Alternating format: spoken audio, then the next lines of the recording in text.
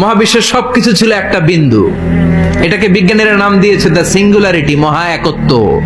এরপর একটা প্রচন্ড বিস্ফোরণের মধ্য দিয়ে মহাবিশ্ব সৃষ্টি হয়েছে। এটার ওরা নাম দিয়েছে big bang theory. Stephen Hawking সবচেয়ে বড় পদার্থবিজ্ঞানী ছিল। সে একটা বই লিখেছে, from the brief history of time, a brief history of time from big bang two black hole. সেখানে সে প্রমাণ করেছে কোরআনের এই আয়াত, কানাতা রাতকান, মহাবিশ্বের সবকিছু একটা বিন্দু ছিল। আল্লাহ বলেন সব একসাথে ছিল, চাঁদ তারা আকাশ নদী নালা সব একসাথে। তারপরে একটা বিকট বিস্ফোরণের মধ্য দিয়ে পৃথিবী হয়েছে, চাঁদ হয়েছে, চন্দ্র হয়েছে, সূর্য হয়েছে, মহাবিশ্বের সবকিছু এই মহাবিস্ফোরণের মধ্য দিয়ে হয়েছে। চিৎকার করে পড়েন আল্লাহু আকবার। এই যে ছোট্ট পৃথিবীতে আমরা বসে আছি, পৃথিবীর চেয়ে সূর্য 13 লক্ষ গুণ বড়। চিল্লায় পড়েন আল্লাহু আকবার। তার মানে কি সূর্যই সবচেয়ে বড়? না, সূর্যের চেয়ে অনেক বড় বড় তারা আছে। ব্যাটেলজিউস নামে একটা তারা আছে মহাকাশে, যেটা যে সূর্য পৃথিবীর চেয়ে 13 লক্ষ গুণ বড়। এই ব্যাটেলজিউস তারা সূর্যের চেয়ে 33 কোটি গুণ বড়। এই ব্যাটেলজিউস তারাটাই কি সবচেয়ে বড়? না, এর চেয়েও কত বড় তারা যে আছে কোনো হিসাব নাই।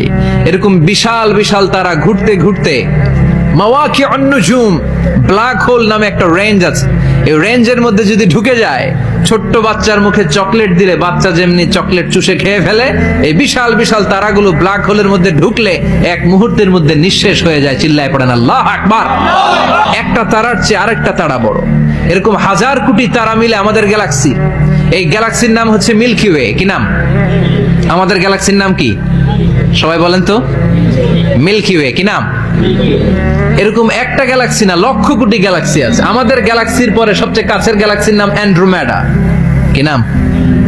এই অ্যান্ড্রোমেডা গ্যালাক্সি আমাদের গ্যালাক্সি থেকে 2.5 মিলিয়ন লাইট ইয়ার দূরে, মানে 25 লক্ষ লাইট ইয়ার। সুবহানাল্লাহ কইবেন না?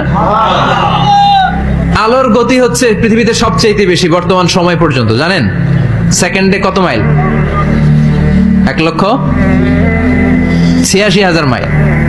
এক সেকেন্ডে আলো ছুটে 1,86,000 মাইল বেগে।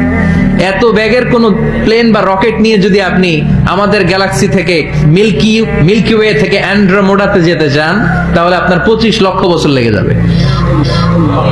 সুবহানাল্লাহ বাড়িতে যাই বললেন। এরপর আল্লাহ বললেন, ওয়াস সামাআ বানাইনাহা বিআইদিন ওয়া ইন্না লামুসিউন।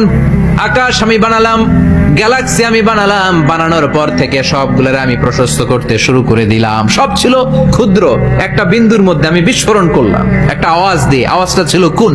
আওয়াজটা ছিল কি? জোরে কোন, আবার কোন। কুন ফায়া। ইন্নামা আমরুহু ইযা আরাদা শাইআন আন ইয়াকুলা লাহু কুন ফায়াকুন। আল্লাহ যখন কিছু করতে চান শুধু বলেন কুন, শুধু বলেন বি। কুন মানে বি, ইট ওয়াজ, এটা হয়ে যায়। হাও বলতে দেরি। এই মহাবিস্ফোরণের নেপথ্যে যে শব্দটা ছিল সেটা ছিল কুন। সেটা ছিল কি? আল্লাহ কুন বলতে দেরি, মুহূর্তের মধ্যে বিগ ব্যাং, বিশাল এক্সপ্লোশন। তারপর থেকে মহাবিশ্ব ছড়াচ্ছে। আল্লাহ বলছেন এই কোরআনের ভেতরে বলে দিয়েছেন, ওয়া ইন্না লামুসিউন। আমি এই মহাবিশ্বকে, এই গোটা ইউনিভার্সকে আমি প্রতিনিয়ত সম্প্রসারিত করছি। প্রতিনিয়ত এটা বড় হচ্ছে, সম্প্রসারিত হচ্ছে। চিল্লায় বলেন আল্লাহু আকবার। আজ থেকে মাত্র 20 বছর আগে এটা তারা আবিষ্কার করেছে। এটা কোন সাল? 2000। 20 বছর পেছনে গেলে কত? 1998, তাই না? এই 1998 সালে তারা আবিষ্কার করেছে সুপারনোভা কসমোলজি প্রজেক্ট।